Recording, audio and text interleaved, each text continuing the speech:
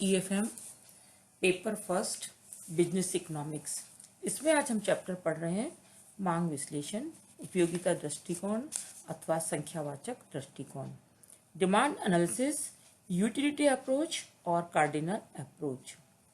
प्रत्येक व्यावसायिक फर्म अपनी वस्तु की मांग में रुचि रखती है और वो किसी न किसी रूप में यह पूर्वानुमान लगा लेती है कि उसके द्वारा निर्मित या सेल्स की जाने वाली जो वस्तु है उसकी मांग मार्केट में कितनी डिमांड है। और किसी भी एक वस्तु की जो डिमांड है वो अनेक फैक्टर्स पर डिपेंड करती है, जैसे कि उस वस्तु का क्या प्राइस है, व्यक्तियों की क्या इनकम है, संबंधित वस्तुओं के क्या प्राइस है, एडवर्टीजमेंट पर क्या खर्चा किया गया है तथा विक्रय वर्धन, जनसंख्या, साख नीति आदि आदि ऐसे सभी फैक्टर्स हैं जिनके ऊपर की जो मांग है वो प्रभावित होती है। मांग विश्लेषण में मांग को प्रभावित करने वाले बहुत सारे तत्व हैं, हम उन सभी को तो शामिल नहीं कर सकते, लेकिन जो मेन जो फैक्टर्स हैं जिनका की मांग पर सबसे ज़्यादा प्रभाव पड़ता है उनको हम इसमें शामिल करते हैं।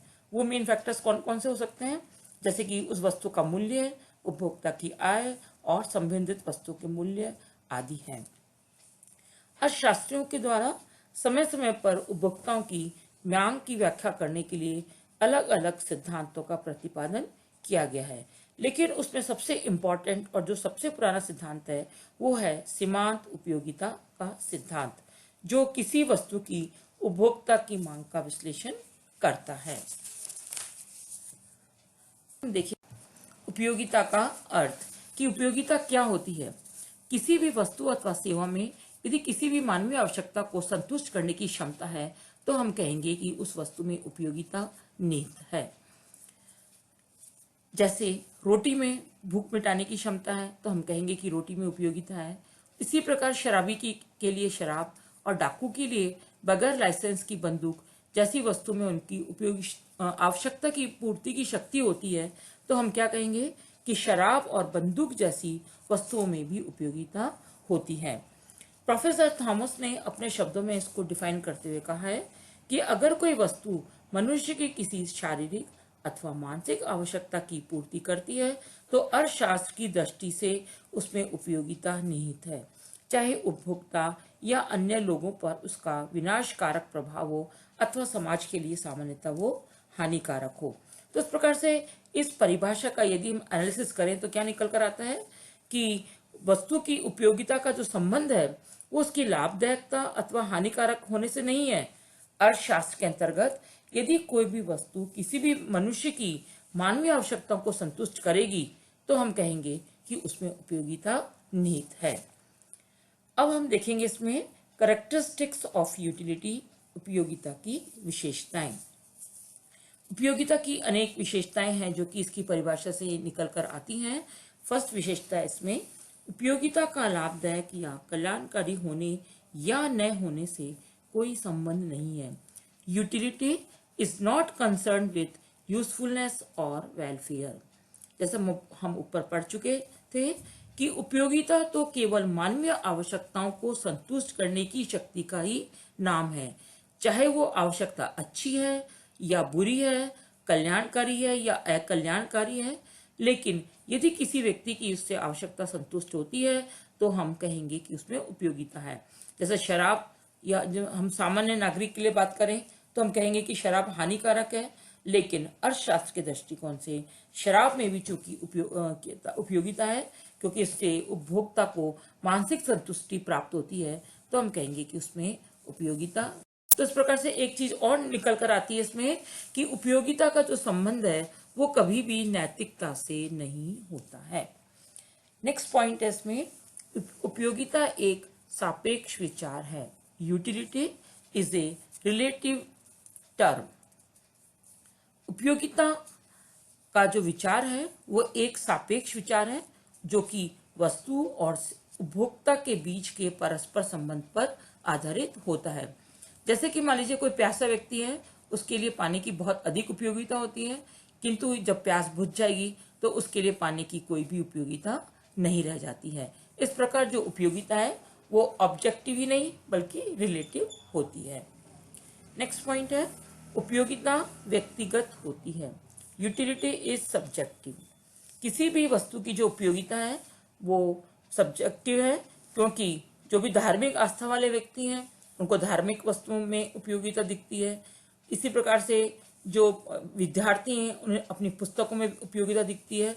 तो कहने का मतलब ये है कि किसी वस्तु की जो उपयोगिता है वो उसके उपभोक्ता की मन स्थिति, स्वभाव, रुचि, आर्थिक, सामाजिक और धार्मिक परिस्थितियों पर निर्भर करती है। नेक्स्ट पॉइंट है इसमें, उपयोगिता आवश्यकता की तीव्रता पर निर्भर करती है।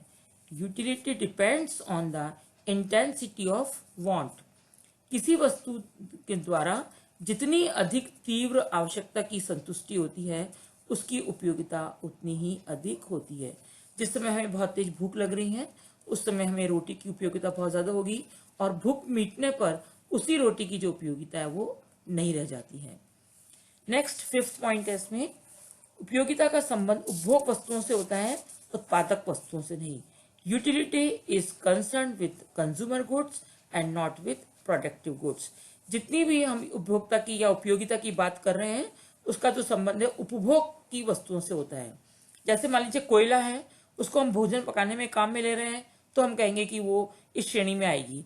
लेकिन उसी कोयले को हम यदि किसी होटल में या भोजनालय में ग्राहकों का भोजन पकाने के लिए काम में ले रहे हैं तो हम कहेंगे कि वह उत्पादन की श्रेणी में आएगा।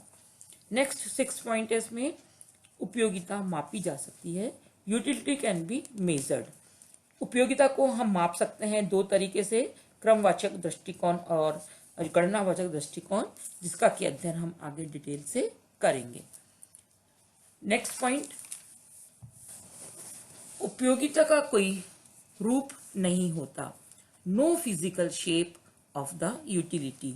इसी प्रकार से जो उपयोगिता है इसका कोई टेंजिबल साइज एंड शेप नहीं होता, उसको हम देख नहीं सकते, उसको हम छू नहीं सकते, उसको केवल हम महसूस कर सकते हैं। तो ये एक तरह से साइकोलॉजिकल विचार है। Next point 8th, utility does not depend on actual consumption. उपयोगिता वास्तविक उपभोग पर निर्भर नहीं करती। यहाँ पर एक चीज हमें देखनी पड़ेगी होती है कि उपयोगिता और संतुष्टि इन दोनों में बहुत अंतर होता है। कैसे अंतर होता है? क्योंकि जब उपभोक्ता के द्वारा उपयोगिता की गणना उस समय की जाती है जब वह किसी वस्तु को प्राप्त करने के बारे में सोचता है, परंतु संतुष्टि हमेशा उस वस्तु के वास्तविक उपभोग के उपरांत प्राप्त होती है। तो इस प्रकार से उपयोगिता और संतुष्टि दोनों में ही काफी अंतर है। नेक्स्ट पॉइंट है 9th, उपयोगिता उपभोक्ता को किसी वस्तु के खरीदने को लालायित करती है। Utility induce consumer to buy commodity. ये तो हम सबको मालूम ही है कि आज हम जो भी कुछ वस्तु खरीदने जाते हैं हम इसलिए खरीदते हैं कि हमें उसमें कुछ उपयोगिता नजर आती है और इसलिए वह किसी भी वस्तु को क्रय करने को लालायित हो जाता है। एंड लास्ट पॉइंट है कैरेक्टरिस्टिक्स का, उपयोगिता को त्याग के बिना प्राप्त करना संभव नहीं है। Utility can not be acquired without sacrifice. इसके द्वारा यदि हम प्रकृति द्वारा जो प्रदत्त निःशुल्क उपहार हैं जैसे कि सूर्य की रोशनी, हवा, इनको यदि हम छोड़ दें, इसके अलावा जितनी भी वस्तुएं होंगी उन सभी वस्तुओं की उपयोगिता को प्राप्त करने के लिए उपभोक्ता को कुछ न कुछ त्याग अवश्य करना पड़ता है, क्योंकि बगैर त्याग के वह वस्तु को या सेवा को प्राप्त नहीं कर सकता। तो इस प्रकार से हमने देखा इसमें कि क्या क्या उपयोगिता की कैरेक्टरिस्टिक्स थी। अब हम पढ़ेंगे इसमें मेजरमेंट ऑफ यूटिलिटी, उपयोगिता की माप। उपयोगिता की माप के बारे में अलग अलग अर्थशास्त्रियों ने अपने अपने दृष्टिकोण दिए हैं। मुख्य रूप से उपयोगिता के मापने में दो विचारधाराएं चलन में हैं। एक विचारधारा है कार्डिनल गणनावाचक दृष्टिकोण और दूसरी विचारधारा है ऑर्डिनल अप्रोच या क्रमवाचक दृष्टिकोण। फर्स्ट विचारधारा है कार्डिनल अप्रोच, गणनावाचक दृष्टिकोण। इस विचारधारा को देने का जो श्रेय है प्रोफेसर मार्शल तथा कुछ अन्य अर्थशास्त्रियों का है और उनका मानना है कि किसी भी वस्तु से प्राप्त होने वाली उपयोगिता को हम माप सकते हैं और उसको मापने का तरीका उन्होंने बताया कि उस वस्तु को प्राप्त करने के लिए हम उस वस्तु के लिए जितना मूल्य देने को तत्पर हैं वही उस वस्तु से प्राप्त होने वाली उपयोगिता का माप है। तो इस प्रकार से प्रोफेसर मार्शल के अनुसार त्याग को उन्होंने मुद्रा रूपी मापदंड से मापा है। इस प्रकार विभिन्न वस्तुओं एवं उनकी विभिन्न इकाइयों से जो प्राप्त होने वाली उपयोगिता की माप है उनके लिए त्यागी जाने वाली मुद्रा के रूप में हम कर सकते हैं। इसका जो दूसरा दृष्टिकोण है वो है ऑर्डिनल अप्रोच, क्रमवाचक दृष्टिकोण, जिसको कि प्रोफेसर पैरेटो, हिग्स, एलन जैसे अर्थशास्त्रियों ने ये दृष्टिकोण दिया है। उनका मानना है कि उपयोगिता को हम नहीं माप सकते हैं। और उपयोगिता को हम क्यों नहीं माप सकते हैं, इसके लिए वो अपने कुछ तर्क देते हैं। जैसे कि सबसे पहला फर्स्ट तर्क क्या देते हैं, वो कहते हैं कि उपयोगिता एक मनोवैज्ञानिक धारणा है और जिसे कि हम मापना संभव नहीं है। दूसरा तर्क देते हैं कि जो उपयोगिता का जो संबंध है वो मानसिक व्यक्ति के दृष्टिकोण से, विचार से, काल से और परिस्थिति के अनुसार बदलता रहता है। तो ऐसी स्थिति में उपयोगिता भी हर क्षण बदलती रहेगी और हम इसे माप नहीं सकते हैं। तीसरा जो उन्होंने तर्क दिया है वो दिया है उन्होंने कि हम जब उपयोगिता को मार्शल के अंतर्गत जो उपयोगिता को मापा जा रहा है वो मुद्रा रूपी मापदंड से मापा जा रहा है। और उन्होंने बताया कि मुद्रा के मूल्य में भी उतार चढ़ाव होते रहते हैं, तो इस तरह से हम उपयोगिता को नहीं माप सकते। इसके साथ ही उन्होंने ये भी बताया कि हम उपयोगिता को माप नहीं सकते हैं, लेकिन हम उनको क्रम दे सकते हैं। हम इनको तुलनात्मक दृष्टिकोण से क्रमबद्ध कर सकते हैं। जो जिन वस्तु से सबसे ज्यादा उपयोगिता मिल रही है उसको हम फर्स्ट क्रम देंगे, उससे कम को सेकंड और उससे कम को हम थर्ड क्रम देते हुए हम उपयोगिता की गणना कर सकते हैं। तो इस प्रकार से उपयोगिता को मापने के लिए ये दोनों ही दृष्टिकोण, गणनावाचक दृष्टिकोण और क्रमवाचक दृष्टिकोण दिए गए हैं।